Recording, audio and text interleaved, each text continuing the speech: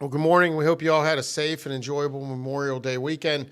Our hearts are still heavy from what happened last week since the last time we were together in Uvalde, Texas. And we continue to pray and remember those who are suffering so deeply from that. And we remember all those who gave their life for our nation as we just are coming off this Memorial Day weekend. So, and we remember those they loved who they leave behind. So, it's a little heavy hearts over the past week. But today we're going to continue on with our theme from last week when we were talking about need. And for a refresher, as we go through the sales process, we always talk about that acronym of FANT, how important it is to guide our thoughts, guide our actions, and guide our behaviors through the sales process. We're always looking to uncover, right? We always want to make sure we're learning more and more and more about the financial impact of our decision, or I'm sorry, of our solution, the authority decision-making process. And today we're going to stay honed in on the need a little more, because I think we had some fun with that last week. Yeah, absolutely. And need, when we think of the acronym FANT, I think need is the overlooked one. People, whenever they hear, oh, they have a need, they have a pain, they came out openly with it. Let's move on. Let's understand the timeline. Let's understand, dance around the budget perhaps. Right. It's more of a yes, no, but, we're here to talk about there's varying degrees of need. Are you a nice to have? Are you a must have? How to illustrate need and talk about need, not when we hear one just run so fast to the solution, but to stay there and to talk about, we mentioned, loss aversion. How many of us speak on the benefits? This is what you get. This is what you gain. These are the positives versus using some psychology in there, turning it around. And this is the cost of stalling. This is the cost in what you would lose of not making a decision, not moving forward. And so those touch on some other in the FANT methodology, but they're all about need and the degrees of need and the depth of need and staying in need. Yeah, and as Matt talks about that fear of missing out or that loss aversion, and what happens if we don't do anything, right? What happens if we do nothing? What happens if we go another month? What happens if we go another year? And it can become uncomfortable. And I think one of the reasons people get past need so quickly is because need can become really uncomfortable, staying in that moment about talking about negative consequences. That's the good part, right? That's the gift as salespeople we have to give to our prospects. We have to help them understand, because oftentimes they avoid it as well. Most people are conflict adverse, right? Most people don't go into conversations looking for conflict. I don't know. Most people, I guess. I guess that's true. Are you thinking of someone who enjoys conflict? No idea. Me. So, and I don't enjoy conflict because I like arguing with people. I enjoy conflict because it gets us to productive outcomes. And when we use conflict well, we can get to those very productive outcomes that have meaning. What's the other thing healthy conflict does, Matt? Builds relationships. Yeah, creates intimacy and builds relationships. And, Matthew Kelly wrote a book, The 5 Levels of Intimacy. And in it, he asserts we can never have true relationship, true intimacy with somebody unless we've first gone through healthy conflict. And I know a lot of times when you and I are in selling cycles or when we're in coaching cycles, when we stay in the uncomfortable moment for somebody, right? When we stay there and pick the scab, so to speak, it creates great intimacy for us and it creates great relationship for us. And that's the beauty of working through need. When somebody says, well, yeah, it was one of our 2022 goals to get this done. You say, well, 2022 goals. Yeah, we're like midway through the year. We got pools opening, right? We got and how are we doing with that? Well, we're still thinking about it. Okay, well, what happens if you don't do it? No, by the way, what's the cost every month of not doing this? What's it cost you to not implement a solution? And if you were to implement a solution, what's the pain point? What's getting in the way? What's the hurdle? If you were to find something today that made sense for you, what gets in the way? What's the challenge of implementing that and being able to move quickly? And those are great questions. And I think also, something that comes to mind for me, quantifying when we're sitting in that need. Hey, we save time. And a lot of people would just be like, yeah, oh, he gets it. The prospect gets it, saving time. But how much time? What does that look like? What would you do with that time? What's your time worth? All those questions around, we save people time. Don't stop there. Quantify it, dig in, understand, we save people money. Well, what does that look like? How much money? What's that budget going to now go to? And so what would you do with that extra money? Yeah, exactly. What's that? If you had that extra money in the budget, what's that allow you to do in your business that you're not doing now?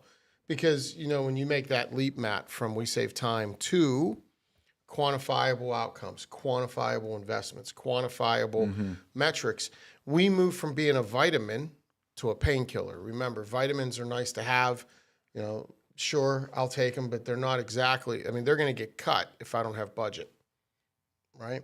My medicine, my painkiller, whatever that critical medicine is, that's not getting cut, right? So that's where we need to move from. We need to move from being a nice to have, interesting, that's a want, to being a need.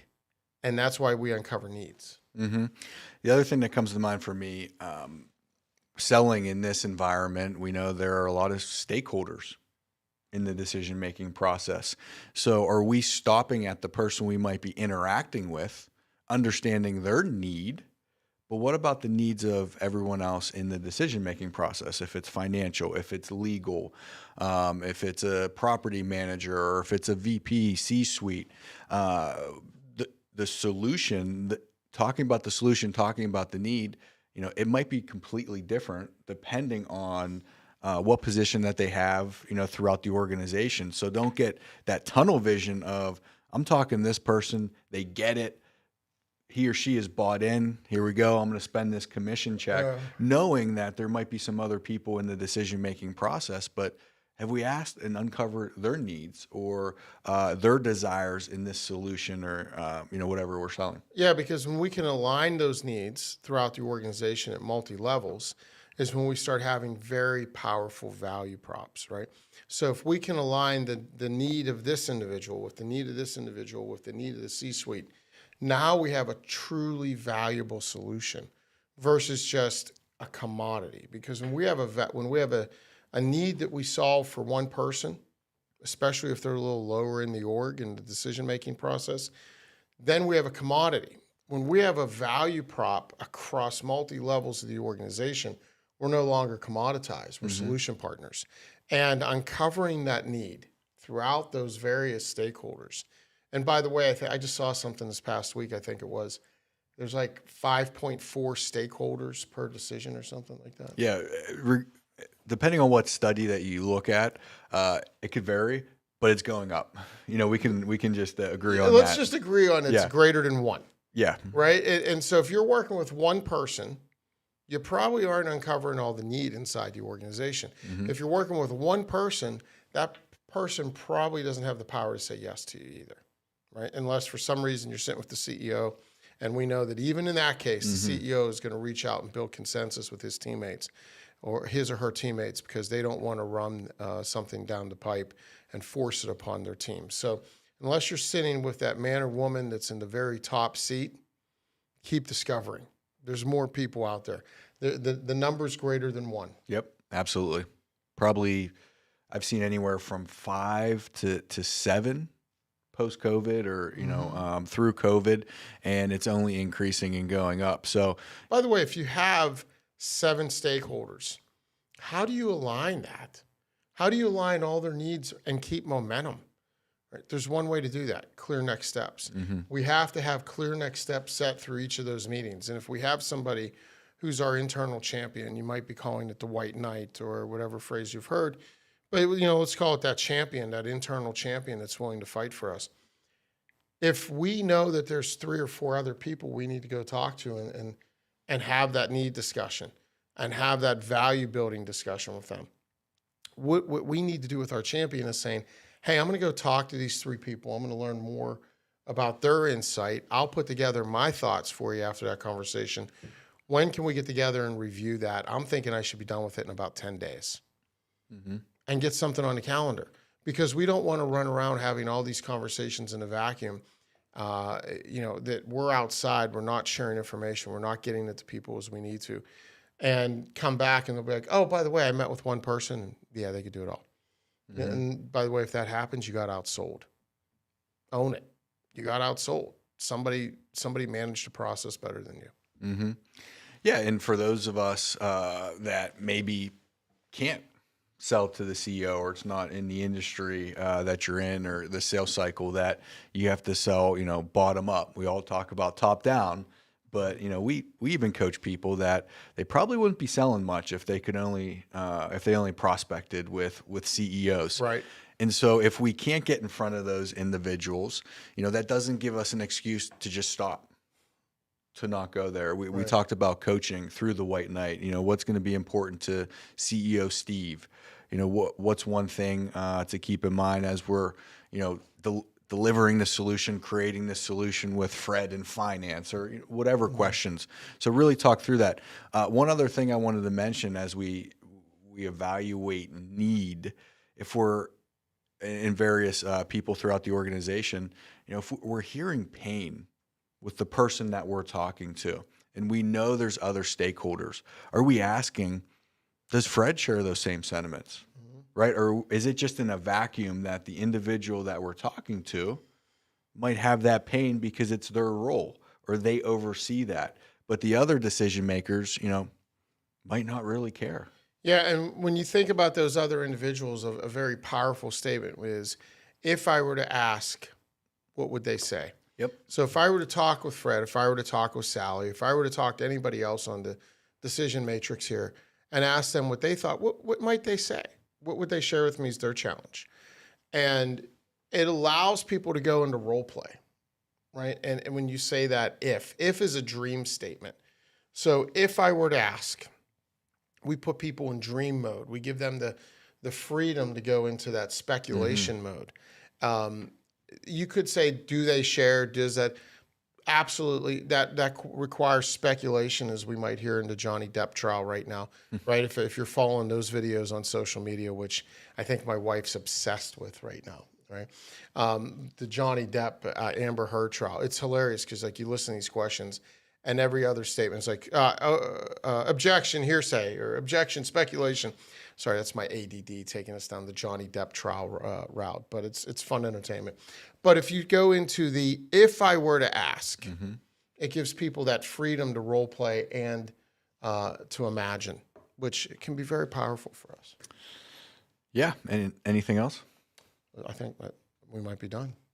Looks like it. I think it's a wrap. All right. So when we're uncovering need, remember, we might start to sniff need.